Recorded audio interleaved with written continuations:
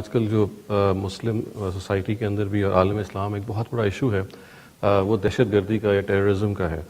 اور اس کے نتیجے میں ہمارے ہاں جو مغرب میں نوجوان نسل بڑی ہو رہی ہے، ایون جو ہمارے ایڈلٹس ہیں ان کو یہ سوالات کا سامنا کرنا پڑتا ہے، اور مسلم ٹیررسٹ یا مسلم دہشت گردی یا مسلم دہشت گرد کا لیبل ان کو فیس کرنا پڑتا ہے۔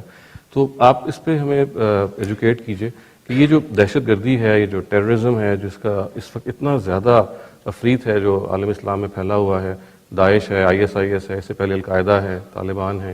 یہ سب جو ہیں یہ مل کے بظاہر ایسا لگتا ہے کہ دنیا کا امن بھی تباہ کر رہے ہیں اور مسلمانوں کو ایک دہشت کی فضا میں مبتلا کر رہے ہیں۔ تو اس کا کیا حل ہے جی؟ اس کا ایک ہی حل ہے، اور وہ یہ ہے کہ قرآن مجید کی تعلیم کو عام کیا جائے اور پورا قرآن اس کے اصل سیاق سباق کے لحاظ سے لوگوں کو پڑھایا جائے۔ اصل میں ہوا یہ ہے، یہ جو میں نے آپ کے سامنے بات رکھی کہ قرآن ایک پیغمبر کے انذار کی سرگزشت ہے، تو ان لوگوں نے بھی اسی طرح کی آیات کو نکال لیا ہے اس میں سے، یعنی اس مرحلے کی جب قرآن یہ کہہ رہا ہے کہ اب خدا نے فیصلہ صادر کرنا ہے تعلقات توڑ لو، یا اس سے اگلے مرحلے کی جب لوگوں کو کہا جا رہا ہے کہ اب ان کے اوپر خدا کا عذاب ٹوٹ پڑے گا، تو انہی آیات کو انہوں نے نکالا ہے اور نکال کے وہ دنیا بھر میں یہ پیغام لے کے نکل کھڑے ہوئے ہیں کہ مسلمانوں کا غیر مسلموں کے ساتھ ایک ہی تعلق ہے، اور وہ یہ ہے کہ وہ جہاد اور قتال کے ذریعے سے ان کو مغلوب اور محکوم بنا کے رکھیں گے۔ اس وقت جو مسلم دنیا میں ہمارا مذہبی فکر ہے یا ریلیجیس تھاٹ ہے، وہ بنیادی طور پر جن باتوں کو آپ کہہ سکتے ہیں کہ سب کے سب پیش کر رہے ہیں وہ یہی ہیں کہ کسی قومی ریاست کا کوئی سوال نہیں ہے، دنیا میں صرف دو ہی قوتیں ہوں گی، ایک مسلمان ہے، ایک غیر مسلم ہے۔ مسلمانوں کی ایک ہی ریاست دنیا بھر میں ہونی چاہیے جس کو خلافت کہا جاتا ہے، اور یہ خلافت جب بھی قائم ہوگی اس کی دو بنیادی ذمہ داریاں ہیں۔ ایک یہ کہ دنیا میں غیر مسلموں کی کوئی حکومت قائم نہ رہنے دے، اس لیے کہ غیر مسلم خدا کی زمین پر حکومت کرنے کا حق نہیں رکھتے، اور جو لوگ اس خلافت کے اندر مسلمان کی حیثیت سے بستے ہوں ان پر خدا کے دین کا ہر حکم جو اس خلافت کے نزدیک حکم ہے وہ بندوق کی طاقت سے نافذ کر لیں۔ یہ تصور انہوں نے اخذ کیا ہے، اور اسی پر یہ ساری دہشت گردی اور یہ سب کچھ پیدا ہو رہا ہے۔ جب تک اس تصور کو کنفرنٹ نہیں کیا جائے گا اور لوگوں کو یہ بتایا نہیں جائے گا کہ یہ قرآن مجید کی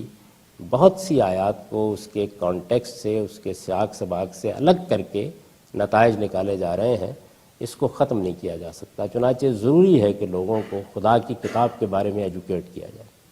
میں جب ایجوکیٹ کرنے کا لفظ کہتا ہوں تو اس کا مطلب یہ نہیں ہوتا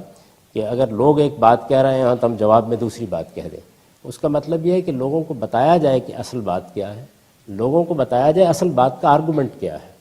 پھر ان کو بتایا جائے کہ جو لوگ اختلاف کر رہے ہیں وہ غلطی کہاں سے کھا رہے ہیں اور ان کا آرگومنٹ کیا ہے، اور اس طریقے سے جب وہ ایجوکیٹ ہو جائیں گے تو پھر وہ اس پروپیگنڈے سے متاثر نہیں ہوگے جو بدقسمتی سے اس وقت بہت سے نوجوانوں کو اپنے گھروں سے نکال لیتا ہے، یونیورسٹیوں سے نکال لیتا ہے، اور ان کو یہ خواب دکھایا جاتا ہے کہ چونکہ دنیا میں ہم نے ایک خلافت قائم کرنی ہے اور باقی دنیا پر اپنا غلبہ قائم کرنا ہے تو تم بھی ہمارا ساتھ دو۔ یہ چیز اس وقت تک ختم نہیں ہو سکتی جب تک کہ ہم تعلیم کا بہت اچھے پیمانے پر بندوبست نہ کریں۔ اگر میں آپ برا نہ محسوس کریں تو یہ عرض کروں کہ ہم مسلمانوں کے ہاں مذہبی تعلیم نام کی کوئی چیز سرے سے ہے ہی نہیں، یعنی لوگوں کو دین کے معاملے میں ایجوکیٹ ہونا چاہیے۔ بڑے بڑے دانشور، بہت بڑے بڑے حکماء، ہماری یونیورسٹیوں کے پروفیسر، اور اسی طریقے سے صحافی، سائنسدان، سیاستدان، آپ ان سے ملیے تو آپ کو معلوم ہوگا کہ وہ بہت سی چیزوں سے واقف ہیں، لیکن اسلام یا دین کے معاملے میں ان کی کچھ معلومات ہوں گی، یہ نہیں ہے کہ وہ اس میں حقیقی معنوں میں تعلیم پائے ہوئے ہیں۔ اس کا یہ مطلب نہیں ہے کہ ہر مسلمان کو عالم بن جانا چاہیے، وہ اسپیشلائزیشن ہے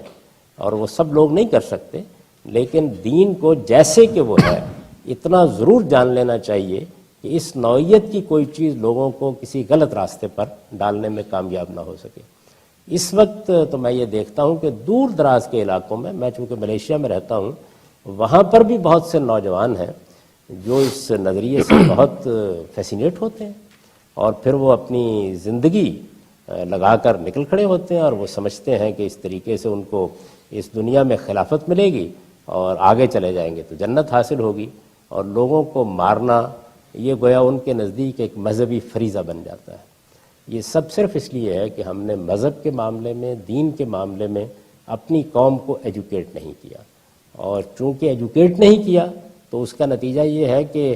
جو مذہبی فکر اس وقت ہمارے مدرسوں میں ہے یا ہماری مذہبی تحریکوں میں ہے، اس کی غلطی بھی لوگوں پر واضح نہیں ہو سکتی۔